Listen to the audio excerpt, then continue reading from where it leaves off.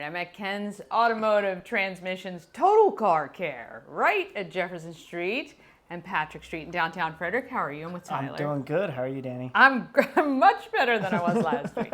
All right. Winterizing. Is this a thing or is that a wives' tale? What do we got to do now that the colder weather is approaching? Definitely winterizing vehicles is the truth to the matter. Yeah. We want to make sure that your coolant level is where it's supposed to be, as well as freeze protection. Okay.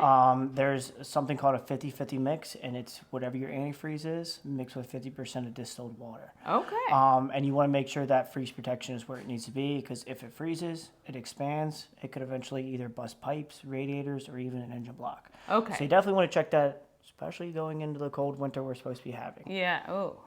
Is it supposed to be really cold? It is. All right. And so when you come into Ken's Automotive and Transmissions, the reason I love you guys is you get that red, green, yellow report every single time. So somebody can just schedule an appointment to come on in and find out exactly what needs to happen to make sure their car is ready to go as the weather gets colder. Absolutely, yeah. During this time of year, we take an extra precaution to look over the wintered items, like batteries and such like that, because the last thing you want to be is stranded in a hell of a cold, I can tell you that. Yeah, and does the cold weather affect your battery differently than it would in the summer? Okay. Yeah, so your 32 degrees is kind of like its tipping point for using what they call cold cranking amps and normal cranking amps. Okay. Your normals are going to be a lot higher, but your cold cranking amps is a reserve inside the battery. Okay. So when it becomes colder temperature, it uses that aspect for its output.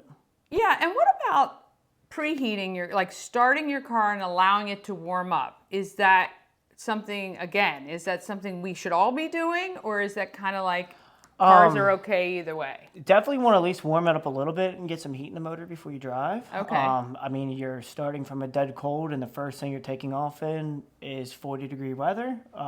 Your motor's at 40 degrees. Okay. You definitely want it to have some kind of heat in it, matter of 5 minutes or so, whatever. I know personally I love having a warmed up vehicle in the morning, so I hit the remote start on as much as possible. Yeah. But I mean, overall, getting in it and just taking off and go, I don't think it's going to cause any damage really, but you definitely want to keep up on getting some warmth in the motor before you take off. Absolutely. Okay. And gas, having fuel in your car when the weather really gets cold. Yep. What do you recommend is the best for you to keep in your car? I mean, as fuel goes, all fuel is pretty much the same as far as winterizing goes. It all gets switched over into winter where it was a summer blend at some point.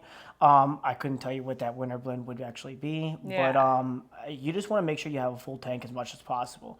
If you have anything to where it's low or below half a tank and there's a warm to a cold front come in, you create moisture inside your lines, and that can actually freeze inside there or cause water separation inside your fuel. Yeah, and here in Frederick, we're known to have a day that might be as high as 65, 70, and then it drops to 30 at night or below. So I personally never drive below half a tank. My husband, though, rides that 0 mileage as far as he can. But no, it's not good to do that in the winter because, you don't want to cause more damage. Well, this is why these guys are the experts. Ken's Automotive and Transmissions, right downtown, Jefferson, Patrick Streets, total car care, bumper to bumper. They're going to take care of you. Thank you, Tyler. Of course. Thank you, Dani.